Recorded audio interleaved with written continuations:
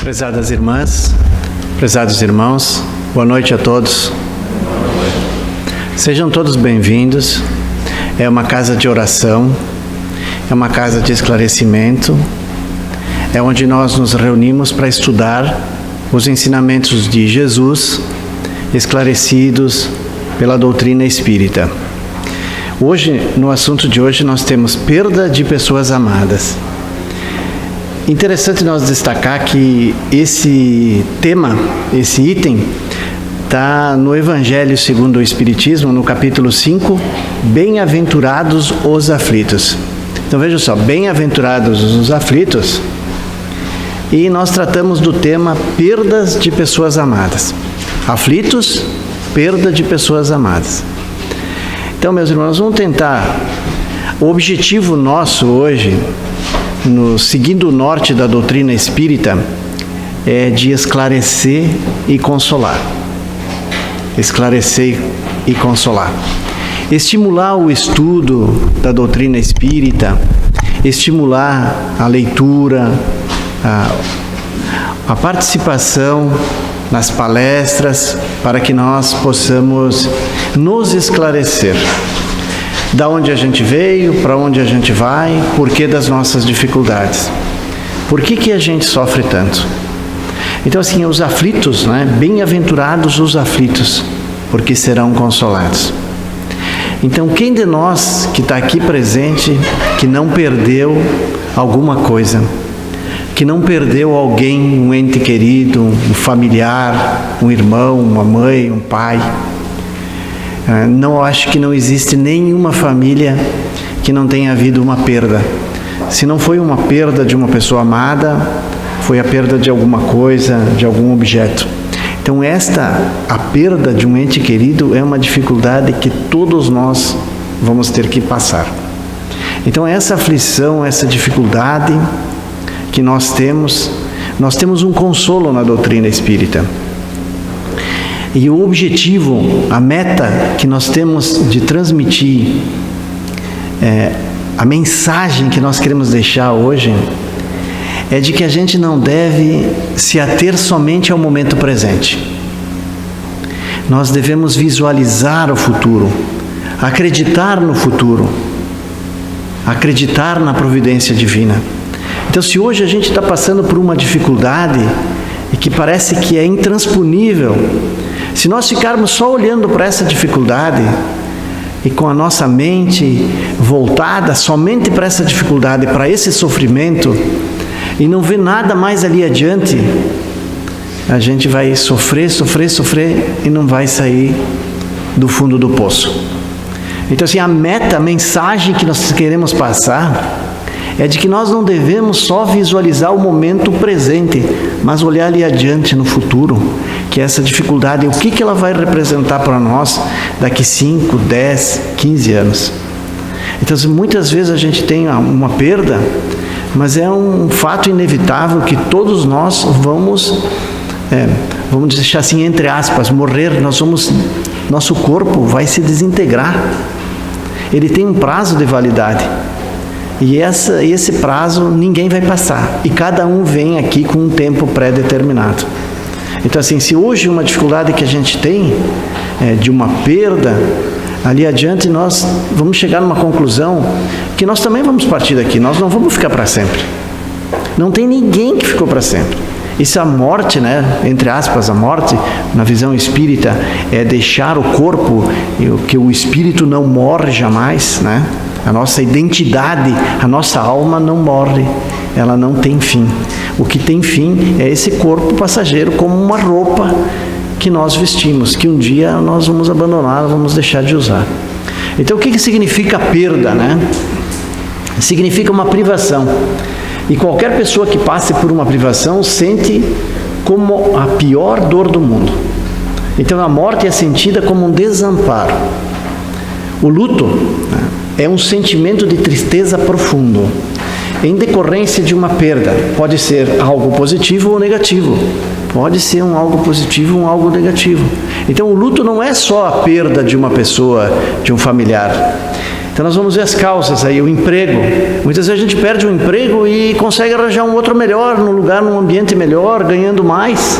E a gente fica se lamentando. Se a gente ficar sempre se lamentando que a gente perdeu o emprego, a gente não vai ver a oportunidade que está diante dos nossos olhos de crescer, de fazer um curso e de ter uma situação melhor, um emprego melhor.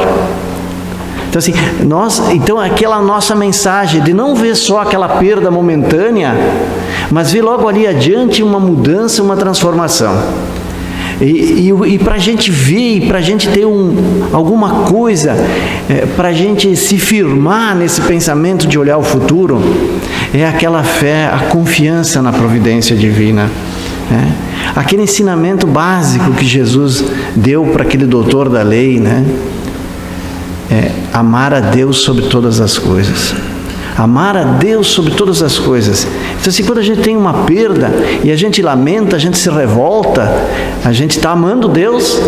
Não está. A gente não está cumprindo o primeiro mandamento, o principal deles, que é amar a Deus sobre todas as coisas. Porque nenhuma coisa, mas nenhuma coisa mesmo acontece sem que Deus queira e sem que Deus permita. Então assim, ninguém morre antes do tempo. Mas não existe essa morte prematura antes do tempo. Então assim, existe casos, por exemplo, a gente viu num desastre aéreo de um time de futebol, e aquelas pessoas que sobreviveram não eram para morrer. Então assim, um deles ficou 8 horas embaixo dos escombros do avião e não morreu. Então assim, é uma coisa que parece assim aos olhos humanos praticamente impossível, mas para Deus nada é impossível. Então muitas vezes a gente perde alguma coisa, um rebaixamento, ou mesmo aposentadoria, que a gente deixa de cumprir com os nossos deveres profissionais, pela idade, ou mesmo por uma imposição física, né? É uma aposentadoria compulsória por força de um acidente de trabalho, ou mesmo por uma incapacidade física, né? Então, outro aspecto é relacionamentos, uma separação, um divórcio.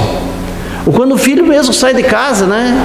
Então, assim, quantas carreiras foram abreviadas de filhos que tinham oportunidade de viver e morar num outro lugar, num outro estado, e por egoísmo, vamos dizer assim, dos pais, não deixaram que os filhos seguissem os próprios caminhos. Mas que direito a gente tem de impedir? A gente ouve muitas histórias de pessoas que seriam excelentes atletas de futebol e que os pais simplesmente não deixaram. Antigamente acontecia isso, né? Então assim, nós não temos o direito, nós temos o dever de orientar os nossos filhos, mas nós não somos donos do destino dos nossos filhos. Nós não temos o direito de escolher profissão para os nossos filhos e escolher o que é bom e o que é ruim para eles. O nosso dever é orientar, é esclarecer e orientar. Então, na própria saúde, uma doença, um ferimento, um acidente, os fatos da vida, né? Morte de um amigo, um membro da família, perda de propriedade, mudança de casa ou cidade. Então assim, o que parece muitas vezes que é uma coisa muito ruim, ela pode se transformar numa coisa boa. Por exemplo, se é um casamento que onde há a briga, a desconfiança, a violência, as traições, qual é o ambiente que está sendo proporcionado para os filhos? É um ambiente negativo, uma má formação. Então assim, muitas vezes é melhor assim que cada um siga o seu caminho. Porque além de estar se prejudicando a sua vida, está prejudicando o companheiro, está prejudicando os filhos. Então assim, essa lamentação, esse luto, essa perda, muitas vezes, é que a gente não deve ficar lamentando. E a gente deve visualizar ali adiante, e a doutrina espírita nos esclarece que ninguém morre, que não existe essa morte que foi colocada na nossa cabeça, que a gente vai morrer, né, e que vai desaparecer. Não, muitas vezes a pessoa que a gente gosta muito está do nosso lado, está ali fazendo todo o bem possível para nós.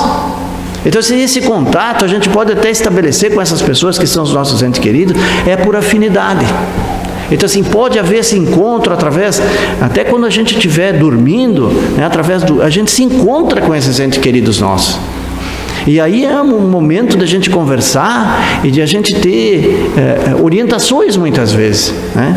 Então assim, não é raro, né? Eu quero dizer que assim, que é muito comum, aliás, que muitas pessoas, quando estão lá no momento do desencarne, eles recebem uma mensagem de um pai, de uma mãe que já partiu para o plano espiritual há muitos anos. Isso é muito comum. Eu estou vendo a minha mãe, estou vendo meu pai falar isso. Então assim, e nós não vamos ser assim hipócrita como espírito. Não deve chorar, não deve te importar com a perda. Não, a gente tem que se importar sim.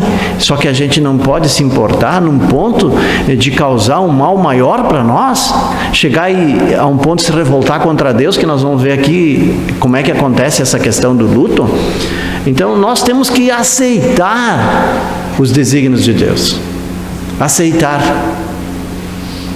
Compreender e ver que um dia nós vamos se encontrar com essa pessoa, basta que a gente tenha afinidade com essa pessoa. Tem duas maneiras da gente se encontrar com as pessoas que nós estamos convivendo.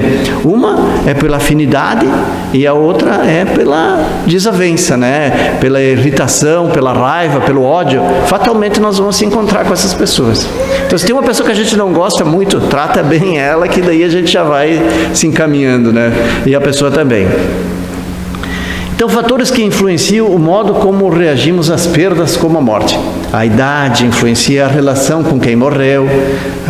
Um irmão é uma coisa, o pai é outra, o marido é uma coisa, um filho, né? Então, assim, a dor que uma mãe sente na perda de um filho, né? Muitas vezes a criança vem aí e vive 2, 3 anos, e aí é uma perda, é muito dolorido isso. É muito dolorido. Só que assim, o que essa criança está fazendo? Ela veio completar um tempo que não completou na outra vida. Nós temos uma programação de vida. Nós temos etapas para cumprir. E se a gente não cumpre essas etapas, a gente vem e completa essas etapas. E essas etapas, muitas vezes, elas servem de exemplo para aquela mãe, para aquele pai, né? Então, são lições. E nada, mas nenhuma coisa acontece por acaso. Tudo tem, nós não somos jogados no mundo assim, e vai, te vira. Não, nós temos um pai zeloso, que sabe tudo o que acontece conosco. E está sempre disposto a nos estender a mão. Então, muitas vezes, se é repentina essa morte no acidente, a pessoa sofre mais. Se a pessoa está sofrendo numa cama há muitos anos, o cara está sofrendo, olha só, né? Então, é melhor que ela vá para o plano espiritual. A gente vê pessoas falando isso. Cada um tem o seu tempo. Não é nem lícito nós pensarmos e imaginarmos isso, de que a pessoa deve ir para o plano espiritual, porque ela está sofrendo. Porque aqueles momentos de sofrimento podem fazer com que ela se eleve muito no plano espiritual. Então, a gente tem que deixar esta questão da morte a cargo do Criador, que só quem tem o direito de tirar a vida é quem nos deu, que é Deus. Então, crenças religiosas, né? A segurança financeira, muitas vezes a gente depende da pessoa que faleceu. Uma vida social, antecedentes de outras perdas ou eventos traumáticos. Então, quando não acontece de novo, a gente sente mais ainda. Tentar negar o sofrimento ou evitá-lo parece apenas criar mais problemas graves no futuro. Então, assim, a gente deve... Não, eu estou sofrendo. Eu perdi um filho, eu perdi a minha mulher, eu perdi a minha mãe. Estou sofrendo, sofrer. E viver aquele momento daquela situação. Mas não deixar que isso tire a nossa vida, né? Então, assim, nós temos... Quando a pessoa perde alguém, ela passa por 4 fases. Então, assim, choque e entorpecimento, negação, procura ou saudade, sofrimento e desorganização, recuperação e aceitação. Vamos ver cada uma delas. Choque e entorpecimento. A pessoa se sente atordoada ou adormecida. Ela não acredita no que aconteceu. Isso acontece com mortes assim que a pessoa vai lá no caixão e quer levantar a pessoa, né? Existem casos de pessoas assim que são videntes, né? E vê ali o espírito e vai lá, pega no cara no caixão, levanta, tu está dormindo, sai daí, quer tirar o espírito dali onde é que está ali com o corpo, né? Porque isso demora um tempo de acordo com a evolução espiritual da pessoa, para ela se desligar do corpo. Então, assim, muitas vezes, muitos fatos já foram registrados de que as pessoas vão lá e vê o espírito aí que ele não está conseguindo se desprender do corpo. E a melhor maneira para que isso aconteça é aquilo que não acontece no velório. Acontece qualquer coisa no velório, toma cafezinho, bolacha, menos a oração. As pessoas vão lá fofocar, falar a vida dos outros, olhar a mensagem no celular e se esquece de fazer uma oração para a pessoa que faleceu.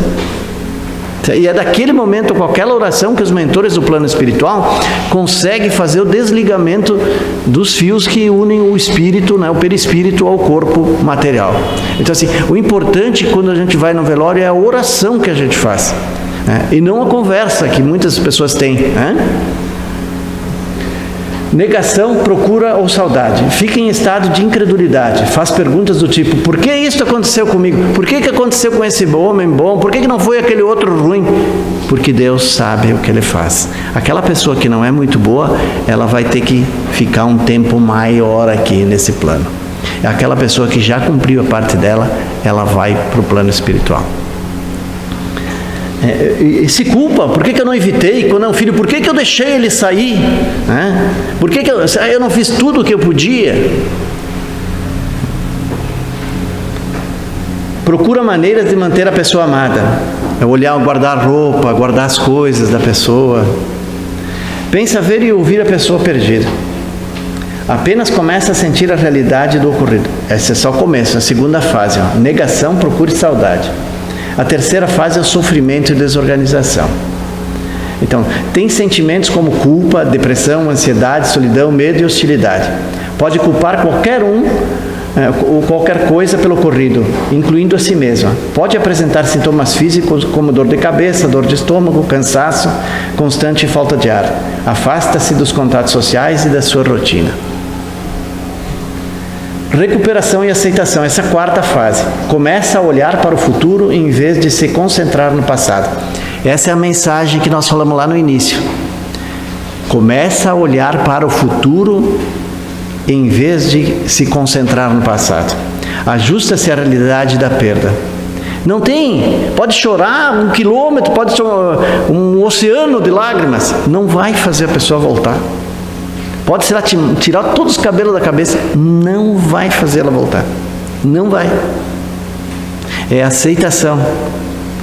Então ela vai começando a se ajustar à realidade, desenvolve novos relacionamentos, desenvolve uma atitude positiva finalmente. Então, assim, essa atitude de sofrer, de se lamentar, de culpar, é uma atitude negativa. Quando ela muda a atitude mental por uma atitude mental positiva, a atitude mental positiva. Isso é tudo na nossa vida. Atitude mental positiva. AMP. Então, assim, quando a gente começa a visualizar o futuro, a gente começa a mudar a nossa vida, os nossos hábitos, nossos desgostos vão desaparecendo. Quando? Com uma atitude mental positiva. Mortes traumáticas, acidentes, suicídio, assassinato, pode haver uma fase de negação mais prolongada. E a culpa, a revolta podem aparecer com mais intensidade. O luto dura de 1 a 2 anos, tem começo, meio e fim. Lembrem, nós falamos lá no início que não é só a perda de uma pessoa amada, pode ser um relacionamento, não precisa ser um noivado, pode ser só um namoro. Então, assim, isso acontece muito com o homem, principalmente o homem, ele acha que ele é dono da mulher, que ela é minha mulher, ele faz o que ele quer. E aí, se ela não gosta mais, ou não faz o que ele quer, ou como ele quer, ele se revolta e vai lá e acaba matando a mulher. Então, assim, é nesse sentido que tem que haver a igualdade. É nesse sentido que tem que haver o respeito, a igualdade do ser humano. Que assim, Deus não distinguiu o homem e a mulher. Então, assim, ninguém é dono de ninguém. Nós somos filhos de Deus. E uma vez a gente nasce homem, outra vez nasce mulher. Então, assim, o cara que é muito machão, né? Ele é violento, dominador, preconceito contra as pessoas que têm uma outra opção, aí ele vai nascer numa outra encarnação com uma, vamos dizer assim, com uma outra opção. Para quê? Para ele compreender que aquilo lá que ele fez foi errado. Então, muito cuidado. Muito cuidado. Então, assim, e isso acontece muitas vezes, pessoas que tem que constrói um amor, porque o amor se constrói. O amor tu vai construindo. O amor é companheirismo, é participação, né? É colaboração, não egoísmo. Né? Tu constrói, tu tem objetivos comuns. Então, o processo considerado anormal, patológico, doença, pelos especialistas, tem duas reações opostas. Ou a pessoa não sai do luto, é a mãe que arruma o quarto, tem mãe que não deixa entrar. Onde é que o filho morreu, fecha o quarto, não deixa mais mexer nas coisas do filho. Ele está lá, ele vai voltar. Isso já é uma doença. Ou sequer entra nele. A pessoa fica indiferente, não chora, age como não tivesse acontecido nada. Ignora aquilo, nega. Diz assim, aquela dor negar, e se a gente disser, não chora, isso vai passar. Não, a gente tem que esclarecer que não existe a morte. Mas evitar que a pessoa chore, não é por aí. No luto, o fundador da psicanálise, Freud, ele diz o seguinte, o mundo que se torna... No luto é o mundo que se torna pobre e vazio. Quando a pessoa está de luto, morreu alguém, o mundo para ela não serve mais para nada. Quando tu perdeu o amor da tua vida o mundo não vale mais nada. Não tem nenhum sentido, não tem nenhum valor. Na depressão é o próprio eu, né? A pessoa se sente vazia, sem utilidade, sem amor, sem gosto pela vida. A pessoa que tem depressão, ela vê a vida assim, tudo cinza, uma cor cinza. Ela não enxerga o colorido. Nesse luto adiado, quer dizer, que a pessoa passa para diante, a dor fica guardada em algum lugar e um dia vem à tona. Então, assim, quando a gente não curtiu, não viveu aquele luto, essa dor fica armazenada e um dia ela vem para fora. Não se sabe quando. A dor da perda não pode ser avaliada. Então, cara, eu também perdi. Aí o cara fala lá porque não perdeu quem ele gostava. A dor de cada um é a maior dor do mundo. Então, ninguém pode avaliar a dor que a outra pessoa está sentindo. Cada um sabe a dor que sente. Exige tarefa de renúncia, de excluir e incluir novos papéis na cena familiar. Então, assim, o que o Espiritismo faz? Ele te esclarece, ele diz assim, olha, meu amigo, a morte não existe. Aquilo que foi ensinado para ti, que quando o cara morreu, tu nunca mais vai ver o cara, que a vida acabou, não existe essa coisa. E aí vem a responsabilidade, porque se tu age mal aqui, tu não vai ter um lugar bom lá. Não adianta tu chegar no finzinho lá da tua vida e dizer, eu me arrependo de todo o mal que eu fiz, me reservo um lugar no céu aí, né? Como antigamente vendiam as cadeiras lá no céu. Não tem cadeira no céu. Tem gente que tem cadeira perpétua no céu, que comprou e pagou. Vai chegar lá e vai exigir, e não vai ter.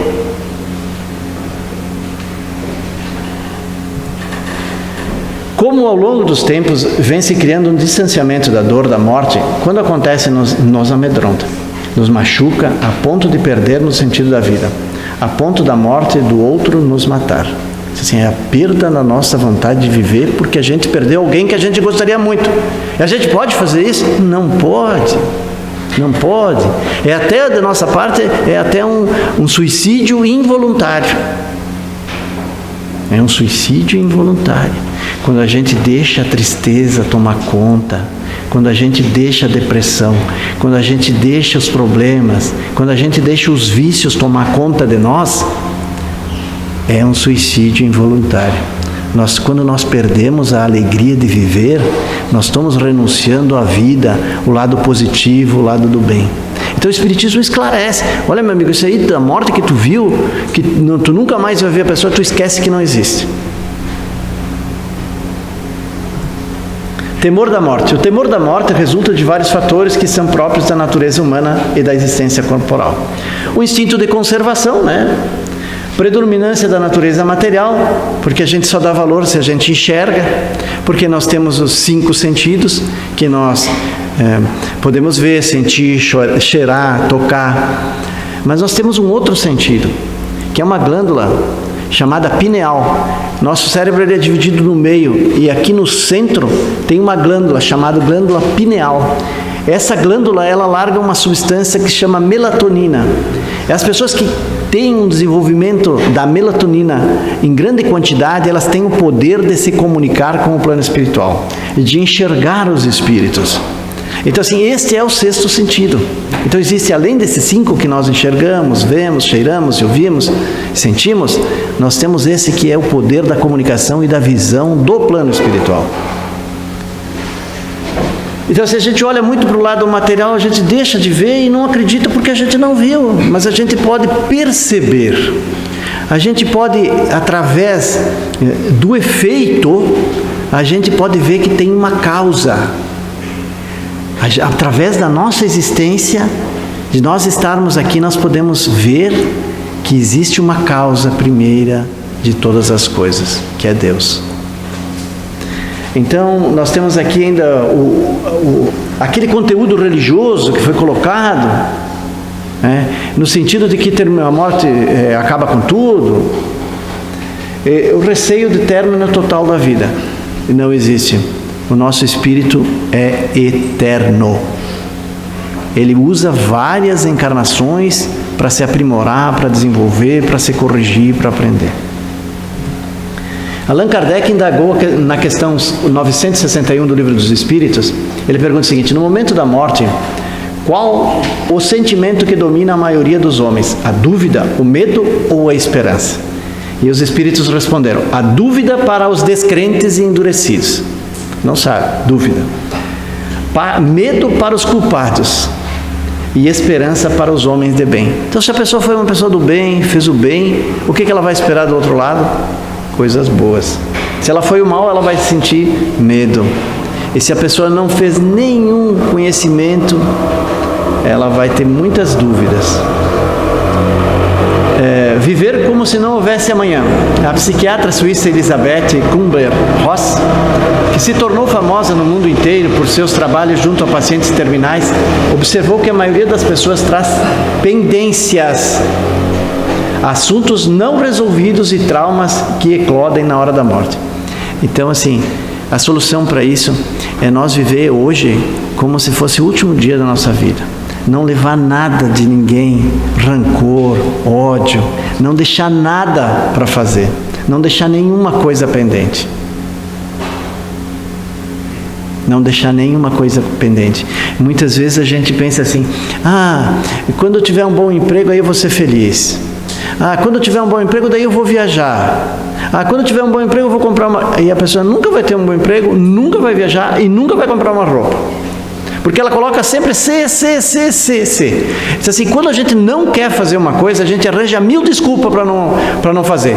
Eu não quero ir lá no centro espírita, tá frio, vai chover, tem a novela, não sei o quê. Arranja 1000 desculpas. Quando a pessoa quer fazer alguma coisa, ela pega, vai lá e faz. Então, parabéns os irmãos que hoje decidiram: eu vou lá. Então aí, por quê? Partiu tudo de uma decisão. Decisão. Essa palavra decisão quer dizer cortar. Cisão, cortar.